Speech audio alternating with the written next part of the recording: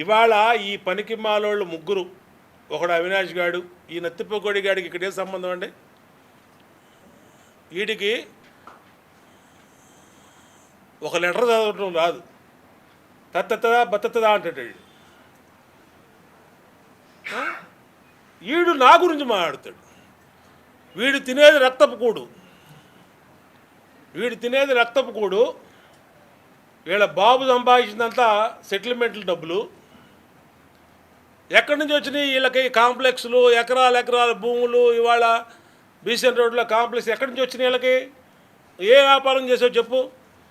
నెహ్రూ గానించి ఏ వ్యాపారం చేశారు వీళ్ళు?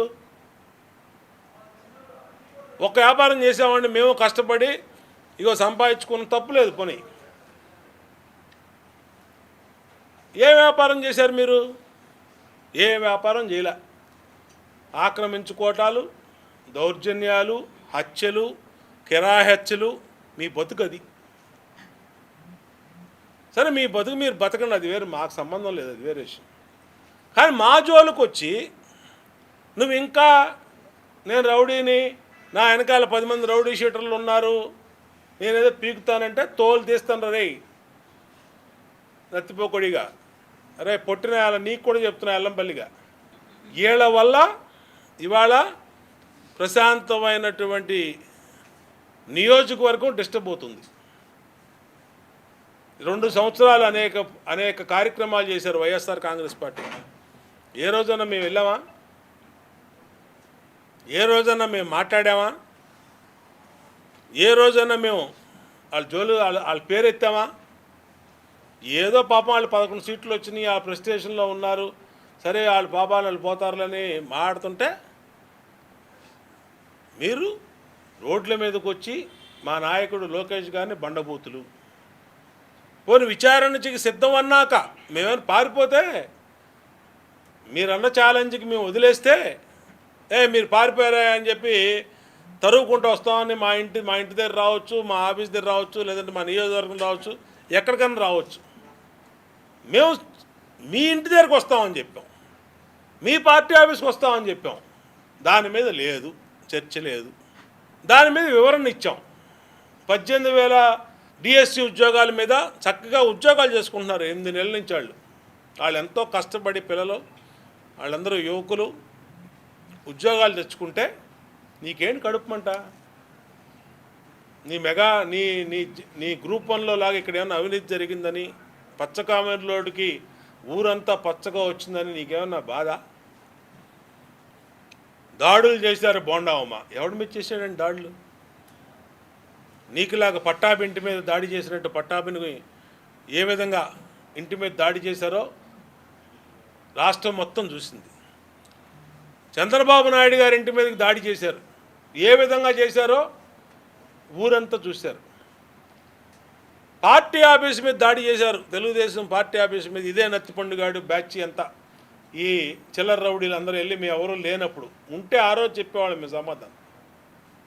తర్వాత నేను వెళ్ళి చెప్పా, రండి నా కొడుకులారా, ఇక్కడే ఉన్నాను, ఇక్కడే ఉంటాను, చూసుకోండి మీరు, యూట్యూబ్లో ఉంటుంది ఆ వీడియో. మా నాయకుడు కూడా ఇక్కడే ఉన్నాడు, 48 అవర్స్ ఉంటాం ఇక్కడ మేము. మీ గవర్నమెంట్ మీ చేతిలో ఉంది, పోలీసు మీ దగ్గర ఉన్నారు, రౌడీలు మీ దగ్గర ఉన్నారు, కార్యకర్తలు ఉన్నారు, 154 మంది ఎమ్మెల్యేలు ఉన్నారు, రండి చూసుకుందామని చెప్పా. ఒక్కటి రాలా. మీ అవ్వడం లేనప్పుడు పార్టీ ఆఫీస్ మీద తగలబెట్టారు, పగలగొట్టారు. మరి ఏదండి దాడి అంటే? పట్టాభి మీద చేసిన దాన్ని దాడి అంటారు, చంద్రబాబు గారి ఇంటి మీద చేసిన దాన్ని దాడి అంటారు, పార్టీ ఆఫీస్ మీద చేసిన దాడి అంటారు, బోండావమ్మ మీద మాచర్లో చంపబోయింది దాడి అంటారు, గుడివాడలో బోండావమ్మని చంపబోయింది ఆ రోజు దాడి అంటారు. మీరు రోడ్డు కట్టంగా టెంట్ వేసుకొని మీ ఇష్టం వచ్చినట్టు లోకేష్ గారిని బూతులు తిడుతుంటే, చంద్రబాబు నాయుడు గారిని బూతులు తిడుతుంటే, మీకు అన్ని సమాచారం మీకు ఇచ్చి చర్చకు సిద్ధము అని అన్నా కూడా తిడతా ఉంటే, మేము వెళ్ళి అడ్డుకుంటే దాని దాడా? మేము అడుగుతున్నాం. నిన్న చేశారు మీరు, నిన్న వైఎస్ఆర్ కాంగ్రెస్ పార్టీ ధర్నా చౌక్లో మొన్నటి దెబ్బకి క్రమశిక్షణ కలిగిన స్కూల్ పిల్లల వరుస కూర్చున్నారు, చూసుకోండి ఆ ఫోటోల్లో. ఒకటి పక్కన ఒకటి ఇట్ట కూర్చున్నారు, కూర్చొని ధర్నా చేసుకున్నారు. ఎవడన్నా వెళ్ళాడా? మేమేమన్నా అన్నామా? వాళ్ళు ఊసెత్తామా? అంటే ఎక్కడ మెట్టాలో అక్కడ మొట్టితే మీకు క్రమశిక్షణ వస్తుంది. లేకపోతే రోడ్డు మీద అచ్చోసిన ఆంబోతుల్లాగా రోడ్డు మీద పడతారు. మీ ఫ్యాన్ గుర్తు తీసేసి గొడ్డలు గుర్తు పెట్టుకోండి, బెటర్. గొడ్డల పార్టీ అని ఎలాగో ప్రజలు అంటున్నారు, గొడ్డలు గుర్తు పెట్టుకోండి, హ్యాపీగా మీ పని మీరు చేసుకోండి. మేము ఏదైనా తప్పు చేసామంటే ప్రతిపక్షంగా మీరే ఎత్తు చూపించండి, తప్పులేదు. కానీ ఏమీ లేని దానికి ఆగం చేసి కులాల పేరు, మతాల పేరు, మెడలు ఉంచుతా, కాళ్ళు ఎరగొడతా. ఆడంటాడట ఎవడో నత్తిపండుగాడు తెత్త అనుకుంటా, మేము అధికారంలోకి వస్తే కాళ్ళు పట్టుకున్నా వదలం అన్నాడు. అరే బాబు, నువ్వు ఇప్పుడు కాళ్ళు పట్టుకున్నా నేను అనుకుంటే మా కాళ్ళు పట్టుకున్నా ఒక్క క్షణం పట్టదు, నిన్ను వదలకుండా ఉరికిచ్చి ఇచ్చేయటానికి. గుర్తుపెట్టుకో, గుణదలు రావడం మాకు సమస్య కాదు. నువ్వు ఎక్కడ పట్టుకుంటే ఎక్కడ కనబడి అక్కడ పట్టుకోవడం మాకు సమస్య కాదు. మేము అనుకుంటే నువ్వు ఎంతరా, నీ బతుకెంత? నేను రౌడీజం చేశాను, రౌడీజం చేస్తే నువ్వు ఉంటావు, తిరుగుతావు బయట?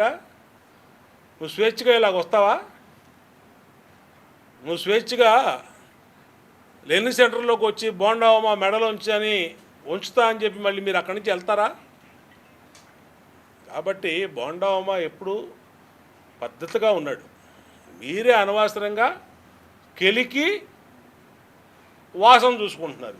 నేనేదో నా పని నేను చేసుకుంటూ ఇవాళ నా నియోజకవర్గం టాప్ 175 నియోజకవర్గాలు టాప్ 10లో 8th ప్లేస్లో ఉంది నా నియోజకవర్గం. ప్రజల సమస్యలు పరిష్కరించడంలో కానీ, వచ్చిన గ్రీవెన్స్ని పరిష్కరించడంలో కానీ, డెవలప్మెంట్లో కానీ, ఏ వీధికైనా వెళ్ళండి, ఎవరైనా ఏ మీడియాని సర్వే చేయండి, వైసీపీని సర్వే చేయమను, సాక్షిని సర్వే చేయమను, ఎవరైనా సర్వే చేయమను. నేను ఎవరు అవసరంలా, మా పార్టీ వాళ్ళు కూడా వదలు. మీరు ఎవరినంటే చెప్తారు. ప్రజలకు అందుబాటులో ఉంటున్నాం. పొద్దున్న సాయంత్రం రోజు 24 నెలలు అయిన అధికారంలోకి వచ్చి డోర్ టు డోర్ తిరగమంటే కాళ్ళు అరిగిపోయేలో తిరుగుతున్నాం. డోర్ టు డోర్ ఒక్క చోట ఎక్కడికి వెళ్ళినా బ్రహ్మరథం పడుతున్నారు ఆరతలు ఇచ్చి. అలాంటిది మా ప్రభుత్వం మీద వీళ్ళు మాట్లాడతారు, బోండావమా మీద మాట్లాడతారు, నారా లోకేష్ మీద మాట్లాడతారు, చంద్రబాబు నాయుడు గారిని తిడతారు. ఏంటి పద్ధతి? కాబట్టి ఇవాళ మళ్ళీ మీడియా సమావేశం పెట్టాం. ఈ మీడియా సమావేశం సాక్షిగా నేను చెప్తున్నా, మీరు హద్దు మీరవాకండి, పరిధిలో ఉండండి. మీకు రాజ్యాంగం చట్టం కల్పించినటువంటి మీ నిరసనలు, మీ మాటలు చట్టబద్ధంగా చేసుకోండి. మీరు మొన్న గొడవైంది, రోడ్డు మీద పెడితే నిన్న మీరు ధర్నా చౌకులు చేసుకున్నారు, ఎవరు అనలేదు కదా మిమ్మల్ని. మేము 5 సంవత్సరాల పాటు ప్రతిపక్షంలో ఉన్నాం. మొన్నటిదాకా 19-24 మధ్య మేము ధర్నా చౌకులు చేసుకున్నాం. అసలు విజయవాడ పోలీసు కూడా ఆలోచన చేయాలి. అసలు విజయవాడ పోలీసు ధర్నా చౌక్ అని పెట్టి మీరు నియోజకవర్గాల్లో మళ్ళీ ఎందుకు అనుమతిస్తున్నారు? పోలీసులు కూడా ఆలోచన చేయాలి. ఇలాంటి రెచ్చగొట్టే మాటలు మాట్లాడుతూ ఉంటే మీరు పశ్చిమ నియోజకవర్గం పని చేయండి, పశ్చిమ నియోజకవర్గంలో ధర్నా చౌక్ పెట్టండి, తూర్పు నియోజకవర్గంలో కూడా ధర్నా చౌక్ పెట్టండి. నిన్నాడు పేరు నాని గారు మాట్లాడుతాడు అది ఇది అని చెప్పి. అరే బాబు, పేరు నాని పేదల బియ్యంతో కొట్టేసిన కేసులో, వేరోసులో కొట్టేసిన కేసులో బయటపడితే 50 కోట్లు నువ్వు గవర్నమెంట్కి రిటర్న్ కట్టి పెళ్ళాన్ని తీసుకొని పారిపోయి మా పార్టీలో ఒక పెద్ద నాయకుడి దగ్గరికి వచ్చి, మావయ్య తప్పైపోయింది, నన్ను రక్షించి మావయ్య, ఇదిగో మీ కోడల్ని జైల్లో పెడుతున్నారు మావయ్య అంటే ఆయన ఏదో కొంచెం ఉదాసీనంగా వదిలేస్తే మీడియాలో కూడా వచ్చింది. వాళ్ళ ఇంట్లో దాక్కొని మీ బతుకు, పేదవాళ్ళ బియ్యాన్ని కొట్టేసినాడు పేరు నానిగాడు, వాడు కూడా మాట్లాడతాడు. అసలు వాడు ఏంటి, వాడి బతుకేంటి, వాడు సవాలు చేస్తాడు. ఇవన్నీ కూడా తప్పు. ఇది మీరు ఒక్కసారి చూసుకోండి. నువ్వు ఎందుకు డబ్బులు కట్టావు? నువ్వు గవర్నమెంట్కి నువ్వు పేదల బియ్యం, రేషన్ బియ్యం ఎందుకు అమ్ముకున్నావు? అమ్ముకుంది ఎందుకు బయటపడింది? మీ పెళ్ళాన్ని తీసుకొని ఎందుకు దాచేసావు? మేము మాట్లాడలేమా? మాకు తెలీదా? నోటుకొచ్చినట్టు మాట్లాడతావా? అక్కడికి వెళ్ళు, తూర్పు నియోజకవర్గానికి వెళ్ళు, గుణదలు వెళ్ళు, నాకు సలహాలు ఇస్తావా? రేయ్ నాని, ఇక్కడ కాదు, గుణదల కాదు, పూలబావి కాదు, నీ ఇంటికి కూడా వస్తా. పిచ్చి పిచ్చి మాటలు మాట్లాడితే బందర కూడా వస్తా. కాబట్టి అనవసరంగా రెచ్చగొట్టే మాటలు మాడవాకండి. మాటలు అందరికీ వచ్చు. ఇక్కడ ఎవడో పిచ్చోళ్ళు కాదు. నీ బతుకేంటో తెలుసు, నువ్వేంటో తెలుసు, బియ్యం కేసులో ఎలా పారిపోయావో తెలుసు, మా పార్టీ నాయకుల కాళ్ళు ఎలా పట్టుకున్నావో తెలుసు. కాబట్టి అనవసరమైనటువంటి విషయాలు వద్దు. మేము ప్రజాస్వామ్యబద్ధంగా మిమ్మల్ని, మీరు చేసుకునే నిరసనల్ని, మీరు మాట్లాడితే మాటల్ని మామూలుగా మాట్లాడితే మేము ఎవ్వరూ మీ జోలికి రాం. మీరు ఇట్లా పిచ్చి పిచ్చిగా మాట్లాడితే మాత్రం ఎక్కడైనా ఈసారి, ఇప్పుడు సెంట్రల్ నియోజకవర్గం వరకే మొన్న చెప్పా, ఈసారి ఎక్కడికైనా వస్తాం, ఎక్కడైనా సరే అడ్డుకుంటాం. మిమ్మల్ని గుర్తుపెట్టుకోండి. హెచ్చరిస్తా ఉన్నా, దయచేసి ఈజీగా తీసుకోవద్దని కూడా కోరుతాం. మీరు రెచ్చగొట్టే మాటలు మాట్లాడొద్దు, బూతులు మాట్లాడొద్దు. బూతులు మాట్లాడితే దానికి మీకు అర్థమయ్యే భాషలోనే సమాధానం చెప్తాను నేను, మీకు అర్థమయ్యే భాషలోనే.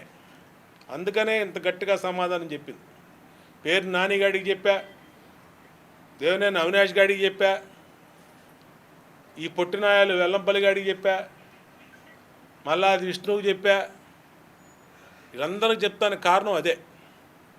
నాకు టిక్కెట్ రాదంట. అరే బాబు అల్లాది విష్ణు, నీకు టిక్కెట్ లేకుండా ఒక సిట్టింగ్ ఎమ్మెల్యే పీకేసాడు. నీకు సిట్టింగ్ ఎమ్మెల్యే ఎల్లంపల్లి గాడికి పీకేశారు. అక్కడ వెస్ట్ కాన్స్టిట్యున్సీ సిట్టింగ్ మంత్రాడు కాళ్ళు ఏళ్ళపడి సెంట్రల్ నియోజకవర్గం వచ్చాడు, ఒక్క తందన్నారు. ఇక్కడ ఆడు జీవితంలో కార్పొరేటర్ కూడా గెలవనోడు. ఆడు 3 సార్లు ఓడిపోయాడు, 4 సార్లు ఓడిపోయాడు. వీడు దేవినేని అవినాష్ గారు. వీళ్ళు బాగున్నావు, మాకు టికెట్ రాదు. మా పార్టీలు 3 సార్లు నుంచి ఇదే చెప్తున్నారు. వీళ్ళు 2014లో అదే చెప్పారు. చిత్తుగా ఓడిచ్చి ఆ రోజు 27,500 మెజార్టీతో. 2019లో టికెట్ రాదన్నారు. ఆడెవడికి వస్తుంది, ఈడెవడికి వస్తుంది అని చెప్పి బయలుదేరారు సంచులు వేసుకొని. ఆడు లేడు, ఈడు లేడు. మళ్ళీ బోండామాకు వచ్చింది. ఆ రోజు 97 ఓట్లతో గెలిస్తే మార్చి 25 ఓట్లతో ఓడిపోయామని చూపించారు. అయినా పర్లా, ప్రజల్లో ఉన్నాం. మేమే వెళ్ళి ఇళ్లలో పడుకోవాలా ఓడిపోయామని. 2024లో జోకర్ గాడిని పంపించారు నా మీదకి, పశ్చిమ నియోజకవర్గం. ఈ జోకర్ గాడు బుడుగు అంటూ వచ్చాడు. ఎగురుకుంటా వచ్చి పాంచర్ నేను అది ఇది డామ్ డూమ్ డిష్ అన్నాడు. ఏమైపోయాడు? మీరే మీడియానే సాక్షి. ఈ టీవీ 9లో తెగ బ్రేకింగ్లు వేశారు ఆడి మీద. అసలు మామూలుగా కాదు. చుక్కలు, సూర్యుడు, చంద్రుడు, భూమి బద్దలైపోయింది అన్నారు. ఏం బద్దలైపోయింది? ఎక్కడ బద్దలైంది? ఇవాళ సంవత్సరం బాట తిరిగారు మా వాళ్ళు. అరిగిపోయినాయి కాళ్ళు మా వాళ్ళకి. ఆడెక్కడ దొరుకుతాడా అని. చూపించరా బాబు చుక్కలు, చూపించరా బాబు సూర్యుడిని, చంద్రుడిని అని చెప్పి.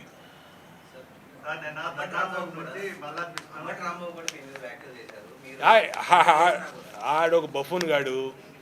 అంబటి రాంబాబు కూడా జీన్స్ ప్యాంటు, మేఘన అని ఏంటది? వాటి గురించి కూడా మనం మాట్లాడేది. ఆడి సన్నాసుడు. నేను కూర్చుంటే నా పక్కన కూర్చొని, నేను మొన్న ఓపెన్గా ఒక ప్రోగ్రాంకి వెళ్తే ఆడొచ్చి నా పక్కన కూర్చొని నన్ను కావలించుకొని ఆడ ఎలెక్ట్ అవ్వడం కోసం నన్ను ఏదో చేద్దాం అనుకుంటే నన్ను ఎవరు ఏం చేయలేరు. నేను ఉన్నట్టు సీక్రెట్గా ఇలాగా రూమ్లో మాట్లాడలా, ముసుగేసుకొని మాట్లాడలా, ఓపెన్గా మాట్లాడా. అది ఆడి పొందండి ఎన్ని సొల్లు నా కొడుకాడు. అడిగి ఎందుకు నా పార్టీలో నా నాయకుడు దృష్టిలో నేను పడతాడు. ఎప్పుడు ఉంటా 24 గంటలు 24/7 365 days ఉంటా నేను.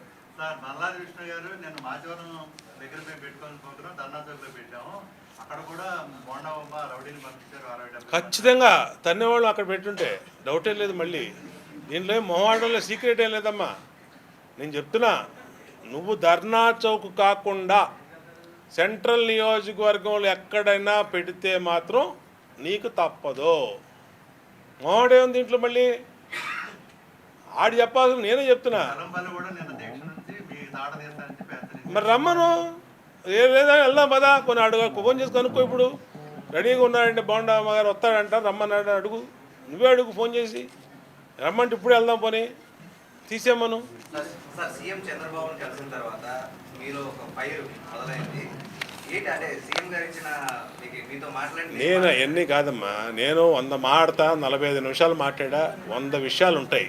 అవన్నీ ఆఫ్ ది రికార్డు పార్టీలో ఇంటర్నల్గా మా కుటుంబ పెద్దగా ఆయనతో మాట్లాడనని మీకు చెప్పాల్సిన అవసరం లేదు. నేనేం చెప్తున్నానంటే, విజయవాడ ఎలక్షన్ గురించి మాట్లాడా, విజయవాడలో కార్పొరేషన్ ఎలక్షన్ త్వరగా జరపమని చెప్పా, మా ఇంటి పట్టాలు, విజయవాడలో పేదల ఇంటి పట్టాల గురించి మాట్లాడా, నియోజకవర్గ సమస్యల గురించి మాట్లాడా, నియోజకవర్గంలో నిధుల గురించి మాట్లాడా, ఇన్ని కాగితాలు తీసుకెళ్ళా, అన్ని కాగితాలు ఆయనకి ఇచ్చాం. ఇవాళ అది కలెక్టర్ ఆఫీస్కి వచ్చినాయి. వెళ్ళి కలెక్టర్ గారిని అడుగు, నేనేం మాట్లాడానో ఏమి ఇచ్చానో లెటర్లు చెప్తారైనా. కలెక్టర్ గారు చెప్తాడు. నిన్న కమిషనర్ మొత్తం విజయవాడ నా కాన్స్టిట్యున్సీ మొత్తం తిరిగాడు. ఎందుకు? నేను ఇచ్చిన లెటర్లు అక్కడి నుంచి వచ్చినాయి. ఇమ్మీడియట్గా ప్రద్యుమ్న గారిని పిలిచి ఇమ్మీడియట్గా దీన్ని అన్ని సాల్వ్ చేయమన్నాడు. విజయవాడ పట్టాల విషయం కూడా సెంట్రల్ నియోజకవర్గంలో పెట్టమని అడిగాను, పెడతానని ఆయన ఓకే చేశాడు. ఆయన ఇక్కడ మాకినేని బసవపున్న స్టేడియంకి వస్తున్నాడు. ఆయన రేపు ఆగస్టు 15 లోకేష్ గారిని కూడా అడిగా. లోకేష్ గారిని ప్రోగ్రాం కూడా ఆగస్టు 15 జెండా ఎత్తే ప్రోగ్రాం కూడా మాకినేని బసవపున్న స్టేడియంలో ఇచ్చారు. 15వ తారీఖు ఆయన వస్తున్నాడు, ఇక్కడికి విజయవాడ వస్తున్నాడు. ఇవన్నీ జరుగుతాయి మా పార్టీలో మా అధినేతల్ని నేను కలుస్తాం, చెప్తాం, మాట్లాడతాం. ఇవన్నీ